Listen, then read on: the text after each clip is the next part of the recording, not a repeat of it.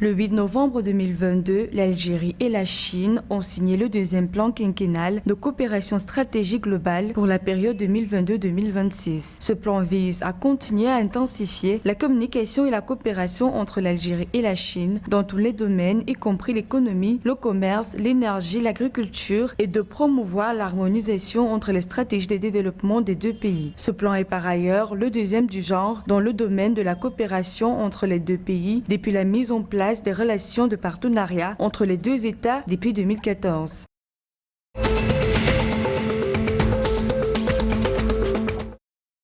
Les autorités libyennes ont annoncé le 9 novembre 2022 la naissance d'une nouvelle organisation commerciale anglo-libyenne dénommée British Libyan Business Association. D'après le président de la British Libyan Business Association, John Hancock, le nouveau groupe commercial vise à créer et maintenir un environnement commercial favorable tout en introduisant de nouveaux échanges et investissements entre la Libye et la Grande-Bretagne qui profitent et renforcent les intérêts économiques communs et ses entreprises membres.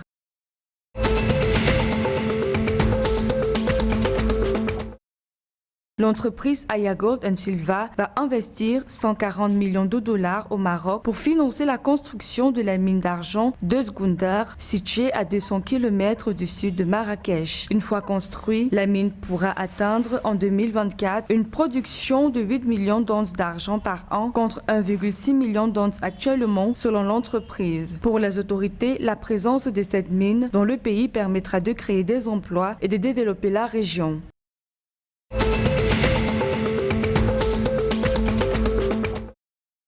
La Tunisie va importer 250 000 tonnes de blé pour la campagne 2022-2023 selon des sources officielles. D'après les statistiques, les importations de blé de la Tunisie sont généralement estimées à 1,1 million de tonnes de blé tendre, environ 500 000 à 600 000 tonnes de blé dur, 800 000 tonnes d'orge et 1 million de tonnes de maïs.